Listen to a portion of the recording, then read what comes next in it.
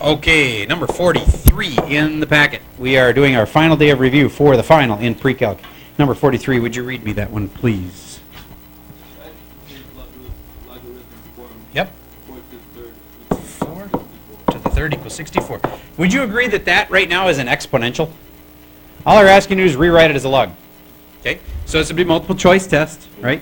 And you could use a calculator on it if you wanted to, but calculator won't rewrite this thing for you. But if you know how to rewrite it as a log, you know it's got a log in it, and you know you need a base next. What's the base number? 4. And then it's simple. You just can't put it in the order you see it. So it's not 4 and then the 3 and then the 64. It's got to be jump over here next, 64, and then jump back here for the final, equals 3. Now, how could you use the calculator to check this for you, though? To see if you wrote it right. Log 64 over log 4. If you haven't already, grab your graphing calculator. You'll need one. You want to borrow one of mine? It's no problem. They're right here. And do log 64 divided by log 4. And if it comes out to 3, then you probably did it right. See, don't forget you've got a calculator. You can use it all the time. Has anybody verified that that's actually right? Okay, good. So then, I know I did 43 right. So don't forget, you've got that tool. All right, let's move on. Number 44. Oh, same kind. You should be able to handle that. It's just going from log form back to exponential form. Now remember, when it's ln, it's log base e. Don't forget that. It's a log base e on that problem. All right, let's move on to number 46. Another thing the calculator can do well is DMS notation. If you want to type in this, please, 35.2, and you want to change that to degrees, minutes, seconds. It's currently in degrees. Well, if it's currently in degrees, how do I say that to my calculator, that this is in degrees? Yes, it's under angle. So, all right, so here's my calculator. Oh, here you go. So I'm going to go to 35.2, and it is true that I could do it like I did on the top here. It doesn't even have to have the degree sign. I just want to show you where it is. So I'm going to clear this and go 35.2, and then to get it in degrees, I go right above the apps thing. There's angle, and then it's degrees. Okay. And now, if I want that to change to degrees, minutes, seconds, I can do something else under the angle menu. I go above the apps menu, the angle menu, arrow DMS. And I hit enter, and it changes this that was in degrees to degrees and minutes and seconds. All right. 36 minutes, 51, that's weird. I'm going to try this again with just a 35.2 and go directly to the DMS.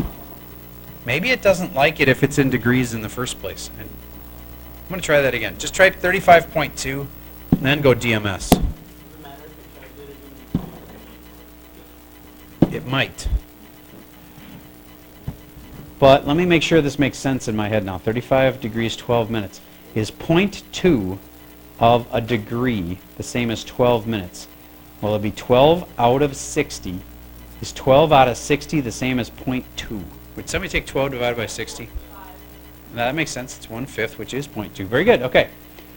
Turns out you shouldn't have the degree sign in there in the first place. You should just type in 35.2 and then say arrow DMS. It worked both ways? Weird. Okay, so let me see what mode I'm in. Maybe I'm in a different mode than you are. I am in radians mode. Maybe that somehow makes a difference. I don't get it, but I know it will always work if I just say 35.2 and I go directly to DMS. All right, so anyway, that's just a calculator thing. How about pi over 10? Don't forget that pi, this is number B, 46B. Don't forget pi is just a number. What is pi? 3.14. So if it's pi over 10, it's 3.14 over 10. Then you can get a decimal for it, right? Once you got the decimal, then you could change that to degrees, minutes, second. What's that button I just showed you? All right, number 47, convert to degrees. 37 degrees, 12 minutes. That's already in degrees. It's kind of a dumb question. So 47A, what are they really asking you?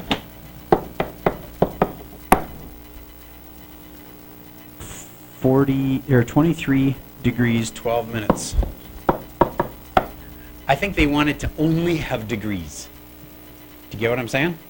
Right now it has degrees and minutes. Okay, so if I wanted to change this to just degrees, I want to change it to a decimal. All you got to do is type it in your calculator, hit enter. And it'll say 23.2, right? And that's degrees. All right, how about like C? 47C. If you have something that's in radians like that, 13 pi over 20, doesn't that look kind of like radians? And you want to change it to degrees, don't forget the massive big fraction, 180 over pi or pi over 180. That helps you so much. Stay with me. 180 over pi or pi over 180. In this case, it would be 180 over pi. That way these will cancel, and remember, you got a calculator. All right, moving on. Let's go to number 49. That should be a pretty easy one. Number 49 is 510 degrees. Give me some more angles for that. Well, I got to know where 510 is, first of all. Do you get going all the way around once makes 360? So to get 510, I got to keep going. How much farther do I go? I think it's 150 more than 360. I'm going to check by subtracting. Let me see, make sure that's right. 510, yes. Okay, so it's 150. So this angle right here is 150. So 150 is one good answer. Could I go backwards to get there? Yep, I could go like that. And you can figure out what that is. And then could I change that to radians? Definitely. Instead of 150 degrees, I could say that's 5 sets of 30, and each set of 30 degrees is pi over 6, so it's 5 pi over 6. So if 30 degrees is pi over 6, 150 would be 5 times that much. All right. If you haven't memorized these already, I'm going to give you a quick list. 30 is pi over 6. You remember what 60 is? Pi over 3. Do you remember what 90 is? Pi over 2. And there's one more I'd want you to know. What do you think? 180 is a good one. I will put that on the list, but that's not the one I was thinking of. 180 is pi. 45 is the other big one. Yeah, 360 is a good one too. That's 2 pi. But 45, I'll put it in here. 45 degrees is pi over 4. If you haven't memorized those, make yourself a list. It's going to be one of those little things, like right before the test. It wouldn't hurt for you to just brush up quick and go, yep, I remember those. Going to freshen your mind. Okay. Let's move on. Number 50. Stay with me. Number 50. 14 pi over 3. I got to know where it is. Everyone make yourself a little sketch like this and take your best guess where 14 pi over 3 is and make a little line there. I will help you once I get there. We're on number 50 now. 50. All right. Top of the page there. Make yourself a little sketch. See where you think 14 pi over 3 is. Well, you should be able to know for sure, but I'm just going to tell you in a second if you're right. 14 pi over 3. Where is it? Because once I know where it is, I can show you where the reference angle is. But well, how about this? Where the heck is 1 pi over 3? Do you get that 1 pi over 3? Pi over 3 is that 60 degree thing, right? So this is about 60, so it's about there. Okay. If that's 1 pi over 3, do you get that this would be 2 pi over 3 and this would be 3 pi over 3?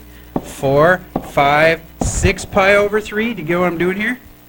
7, 8, 9, 10, 11, 12, 13, 14 pi over 3 is back here again.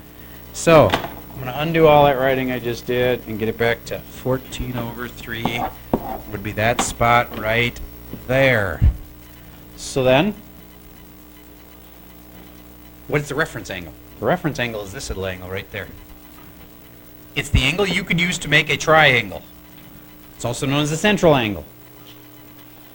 Okay, so if this one was basically 2 sets of 60 makes it 120 to get to there, then what's that angle right there?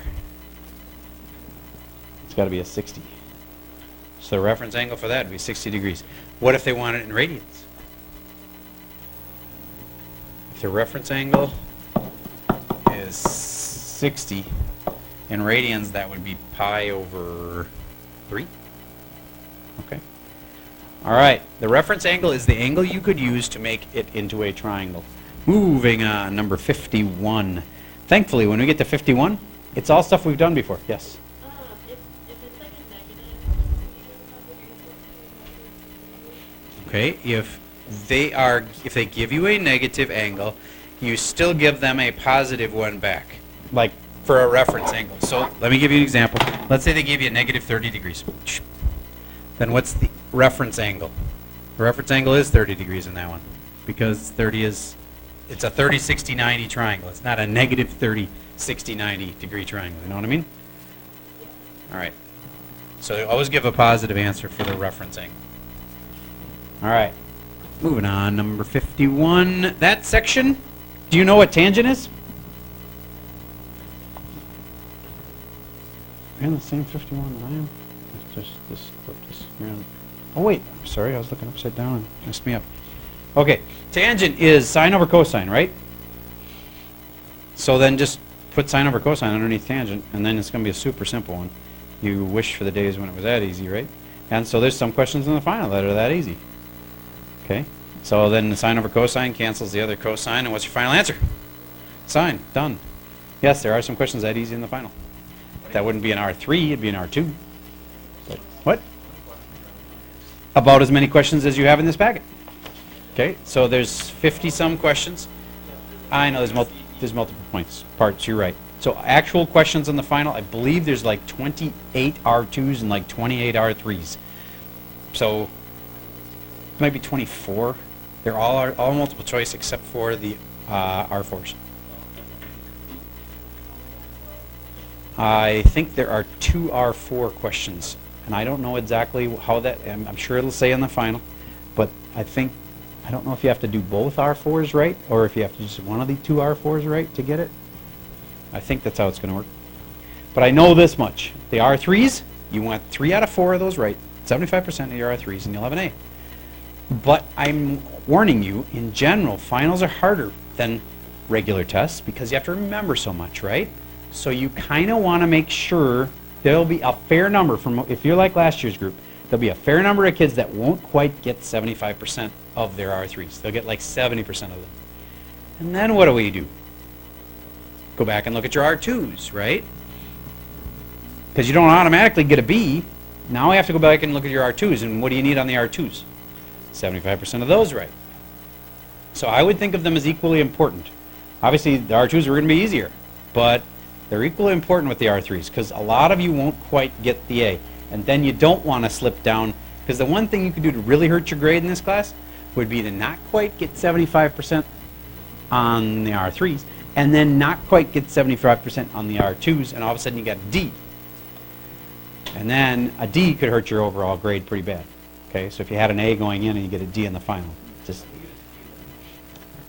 how do you get a C? You have to get 3/4 of the R2s right to get a C. What's a B? 3/4 of the R2s and 50% on the R3s. If a person is that close on both, then I'm going to be going and looking at your packet.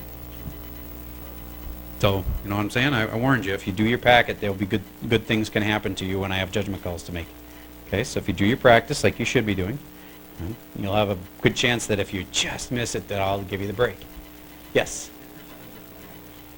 It's worth 15% of the semester grade. Think of it as worth about 2 tests. 2 of your major tests put together. Maybe, yeah, about that. Maybe 3 tests. Yes? Yes. All right, so let's continue on with the actual practice. You don't need really, I don't think anyway, you need any help on these because we just did them recently. All the way up through number 52. Problem 52 is a proof again. We even did those recently, didn't we? So, don't need help on those. Flip. Let's go to 53. 53 is the first one that's not the stuff we've been doing lately. 53 we haven't done in a long time.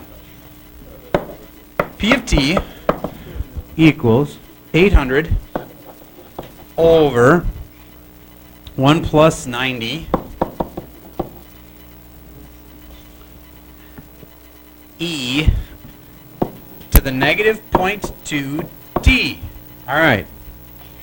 Let me just remind you kind of what the general rule for this is, and you might want to write this down off to the side because it'll help you on one of the next problems that you have. Write this down. Here's the general rule for these things. You say y is equal to the limit over 1 plus a b to the x. Do you remember that? Does it ring a bell? I hope.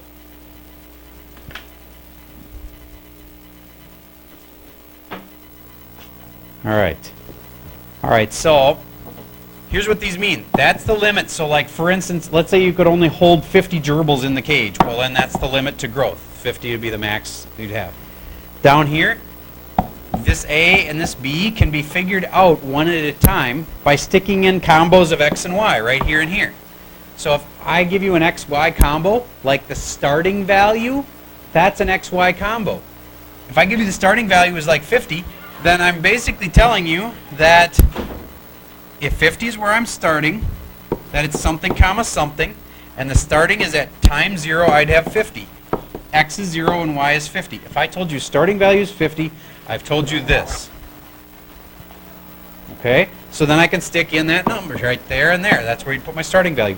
And when I do that, the X is 0 here, and so it turns this B to the 0 into a 1, and you can solve for A, and you find out what A is. Once you've got A, they give you another point usually. Like they might give you the point, 20 comma 200. They've given you an X and a Y. You stick them in for the X and the Y, and then you can solve for A. That's just the big picture of what these are like. Okay, so now let's go back to this problem that we were doing right here. Now, they ask, what is the initial population? What is the initial? Means starting. Starting means that it's like the y-intercept. What's the y-intercept? The y-intercept is where what? Where x equals 0. There isn't any x here, so it must be the t, right? And so t equals 0. Does that also make sense? T equals 0 means time 0. Does that make sense? So the initial population is when time is 0. So I'm going to stick in a 0 here. Do you get how I will be able to now solve this pretty easy? Because that becomes 0. E to the 0 becomes what? 1. 90 times the 1 makes 90. Add a 1 makes 91. 800 over 91 is how you'd get that. I would just take my calculator and divide that and get my decimal. Done. When will the number of people infected be 600? All right. Where do I put that 600? This is a big equation. I got to stick it somewhere. Would it make sense to stick the 600 in for the time? No, that's the number of people. Where should I pick this number of people? Should I put it in for the E? No. What's the E? About 2.7 or so. E's about 2.7. You can't put the 600 in there. Well, there's only one other place. Right there. That's where you put the 600.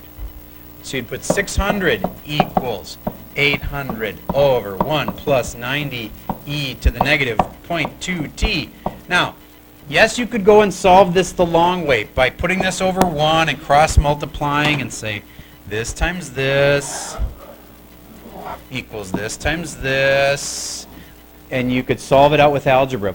And you could use logs and do complicated stuff. But I want to remind you, what tool do you have with buttons that's going to be helpful? The calculator. How do I solve this thing with a calculator? It's as simple as this. Set y equals this.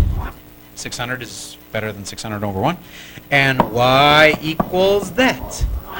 If you graph both sides, what are you looking for? The place where they cross. The two places will cross. So don't forget, you can use sneaky calculator ways of doing things because you're allowed calculators in this test. Would I want you to be able to solve the algebra? Yes.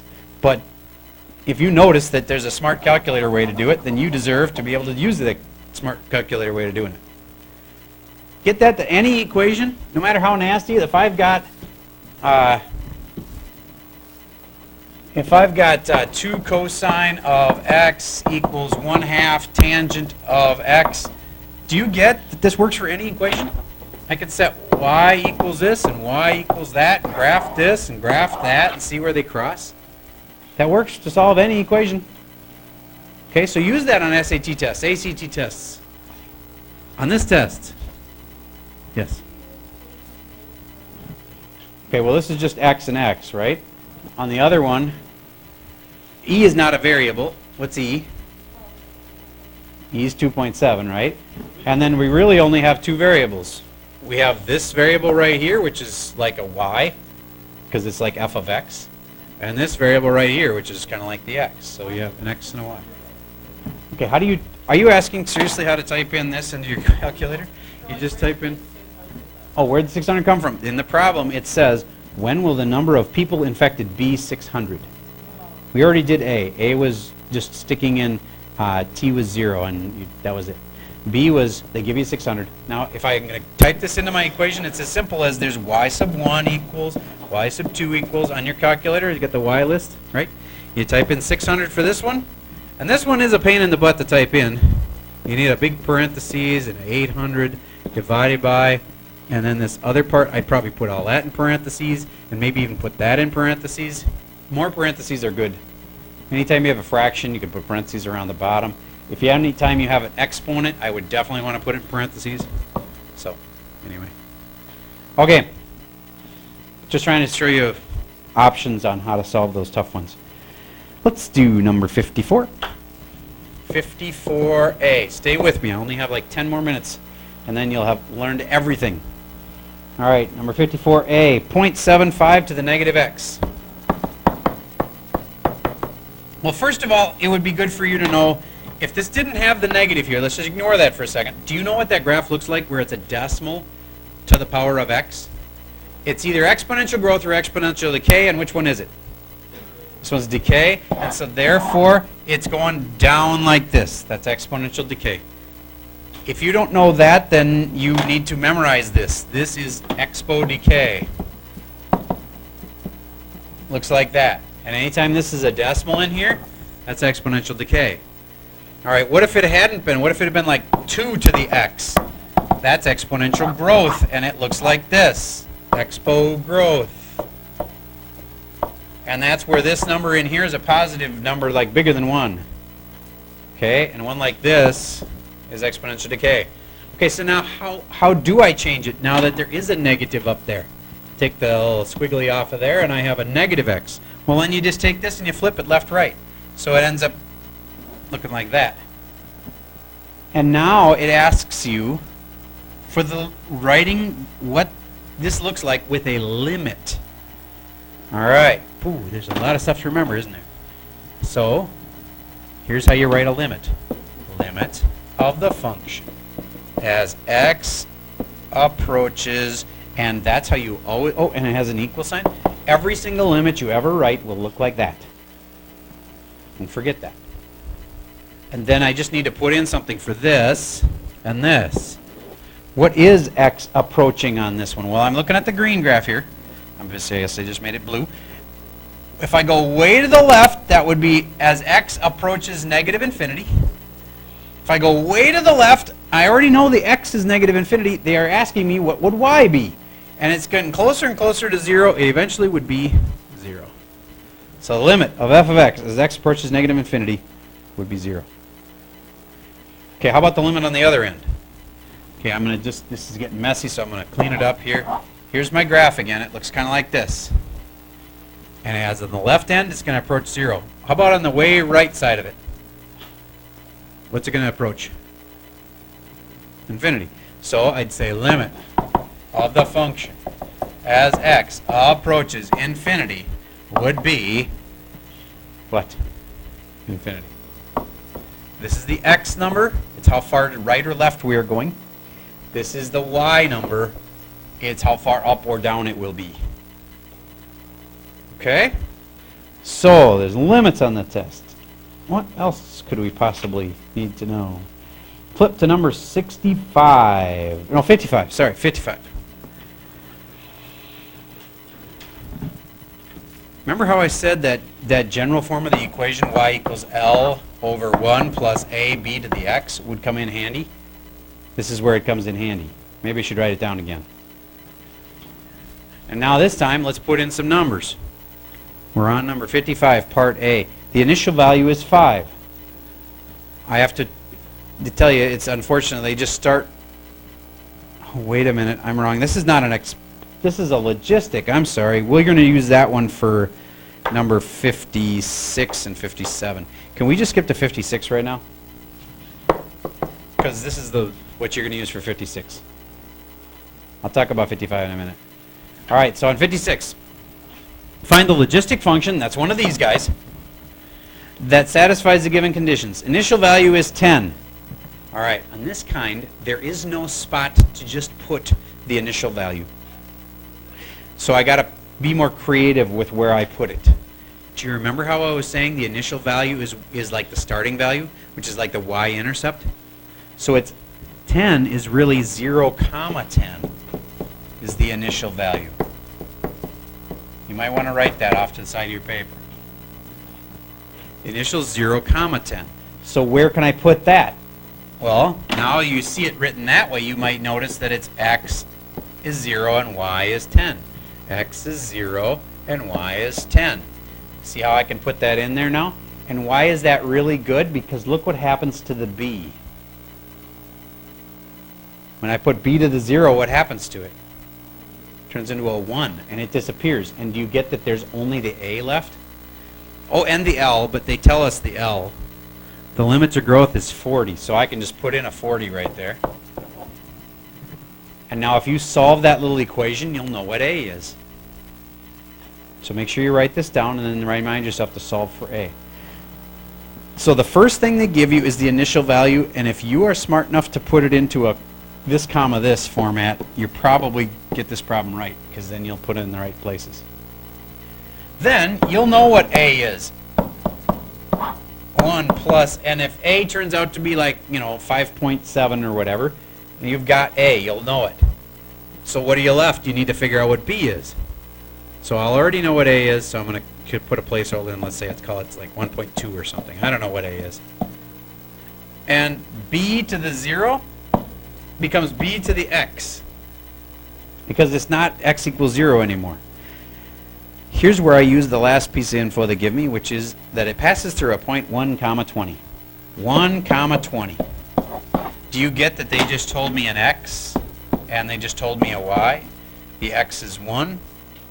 1 goes right there. And the Y is 20. 20 goes right there. And now I can solve it for B and get the B alone. Okay, so you basically do these problems twice. You do it the first time to figure out what A is with the initial value. Once you know that, you do the problem again. You stick in a different point for X and Y, and you find the B value. And once you've got that, you'll have the whole equation. All right, that was intense. Now let's go back to 55 for a second. Yes, question first. Oh. Do you want me to figure out A? All right. Then this will be 10 equals 40 over 1 plus A. Do you get how the B to the 0 canceled? All right, so now if I want to solve this, I can put this 10 over 1, and I'm going to cross multiply. That times that equals that times that. And I'll have 10A plus 10. See, I did it multiply it out there? Probably could have said 10 plus 10A. Maybe that'll work nicer. 10 plus 10A equals 40 times 1 is 40. Subtract 10 from both sides. 10A equals 30. Can you see what I'm doing here? Okay, another option I could have done. Remember what I just told you a second ago. You've got a calculator. How can you do this in a calculator? Y equals 10. Y equals 40 over 1 plus A. Graph them both, see where they cross. Remember that? Anytime you have two equations, or an equation with something on both sides, graph the one side, graph the other, see where it crosses. Okay, and oh, there's so many kinds of problems. Let's go back to 55. For 55, that is not a logistic, it's an exponential. For exponentials, it's just this, y equals a, b to the x. This is for exponential now, number 55. Write this down next to number 55.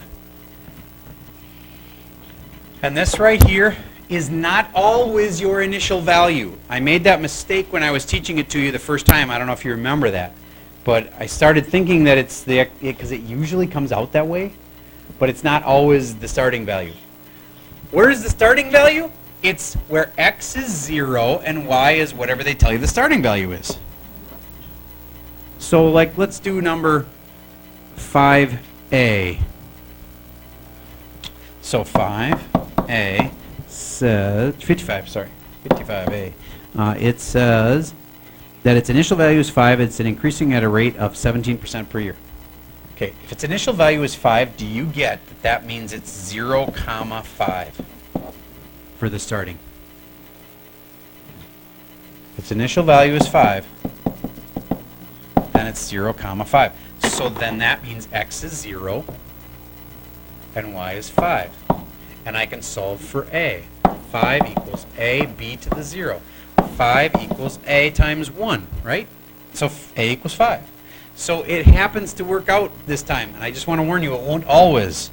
So anyway, so now I'm going to go to y equals ab to the x. And if you missed what I just said and it's too far beyond you, you can just say it'll usually work that the starting value goes right there. It usually isn't great. It usually will work. Okay, so now, what else do I need to know? Oh, 17% per year. Y equals 5 times b to the x. The 17%, that's where that goes in there. You remember how to do that? What number would I put in that parenthesis to get 17% growth? 1.17. So there's your equation. What?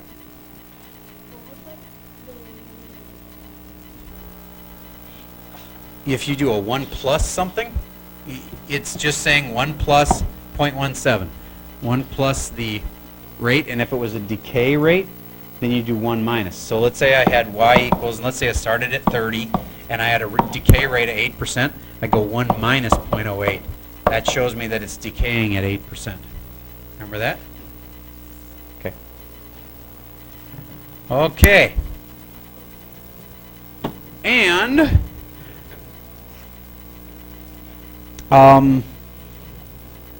look at 57b. An initial population of 100,000 mice. Do you get that that's at 0, 100,000? 0, 100,000. You might want to just put that next to number 57a. 0, 100,000. Because then you'll remember to put in x is 0, or in this case, time is 0. Doesn't that make sense? For time is 0, I'd have 100,000 mice. T equals 0. To me, that makes sense. And then you put that into the equation, and you'll be able to solve and find out what b is. All right, moving on. Very last problem, number 58. And I want to take this moment to recognize the fact that this will be one of the hardest problems that we do, and it will be the last problem that I will ever teach you in math. And I've taught some of you guys for 2 different years and some for 3. So I had them in 7th grade and then in 9th grade and then now. So, last problem. All right, here we go. Hopefully I'll get it right. All right, so number 58. The U.S. Coast Guard patrol boat leaves Port Cleveland and averages 35 knots, traveling for 2 hours on a course of 53 degrees. Holy crap. Then 3 hours on a course of 143 degrees. What is the boat's bearing and distance from Port Cleveland? All right, tough question.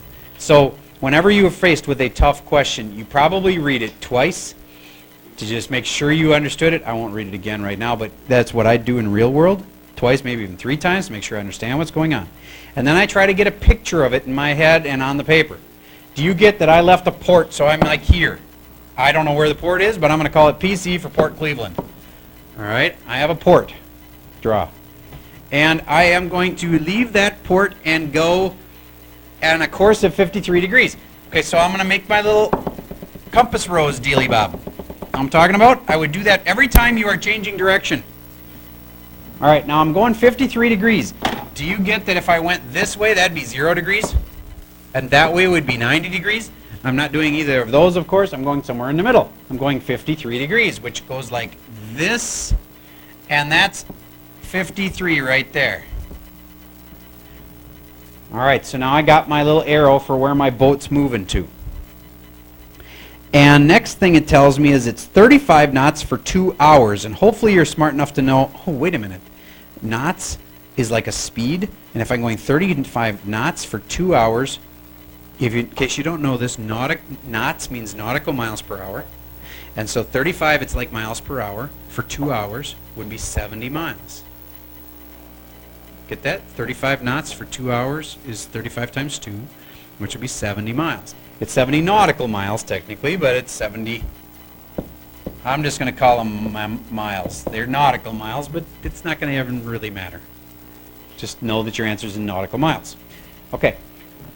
So now, how far is that? 70 miles. I know what bearing it is. Cool. So I've got a spot here. I am now there. I've gone 70 miles at 53 degrees. And then what happens? 3 hours on a course of 143. So now I make my compass rose again. Anytime you change direction, make a new one of these. And this is going to go 143. Well, 143 is like, well, this would be 180. It's not quite that far. 143 would be like, maybe like that. And then how far is that? It tells me. I'm going for 3 hours. Now, one little flaw in the problem is it really should have said they were going the same speed, and it doesn't, but let's assume they're going the same speed. In fact, I know because we checked the key that they used that assumption too. So if it's 35 knots for 3 hours, I take the 35 times the 3, and that gives me 30, 60, 90, and then the 5 times 3 is 100, 105. 105 nautical miles. Now, do you get that this is shaping up to be a triangle? All right, because so much of your higher level math does, at least your precalc. Because then you can use trig on it, of course. Now, this could be debated on whether or not they meant for us to say what course the boat should take to get back to the harbor, which would be going the one direction, or the way that the person who wrote the key wrote it, and so therefore the way I'm going to explain it, is the assumption here is that you want to know if you wanted to go out to them from the harbor this direction, because that's where the boat is now. They want to know how far is this and what is its bearing. Okay? Well, how far is it? It would be really nice if this was a right triangle, because then I could just use a squared plus b squared equals c squared. And you know what it turns out? It is a right triangle. How do I know that this angle right here is 90 degrees? It takes a little bit of medium tricky math, but let me show you. Do you get that this angle right here and this angle right here have to be the same as each other because they are what's called alternate interior angles, okay? And so this angle right there must be 53. Well, that's great, but how about this other little piece right here? Well, I can figure that one out because I knew this one right here, they told me that was 143. So do you get, I can figure out this last little piece here by saying 180 minus the 143? And it turns out to be 37. And if that's 37 degrees, along with the 53 degrees, that's a total of 90 degrees. So it's a big right triangle. And of course it had to be, otherwise it would be such a pain to figure out that other side. But since it's a right triangle, it's just a squared plus b squared equals c squared. Now I don't have that number off the top of my head, and I know you have a calculator. You can take 70 squared plus 105 squared, get the answer to it, and take the square root of it, and somebody will have it. It's like 120 something, I think. 126? About 126. All right.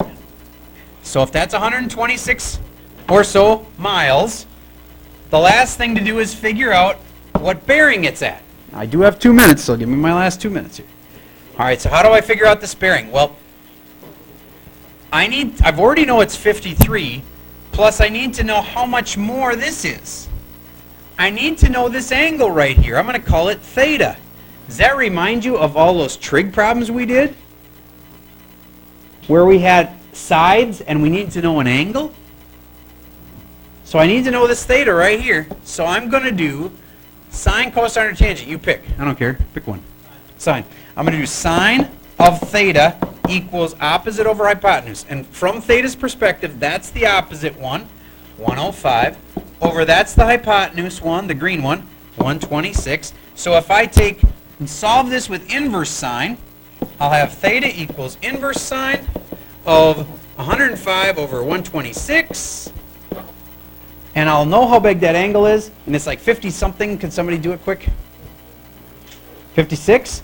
All right, if this is 56.3, I think if I remember right, then if I add these together, that'll be my total bearing. 56 plus the 53 makes 109.3 is my bearing. And you've made it to the end of what a lot of people say is the hardest math class at the high school, because you have calc next, and a lot of people say this class was actually harder for them than calc was. So, congratulations, you made it to the end, and you're out of here. Have a good day.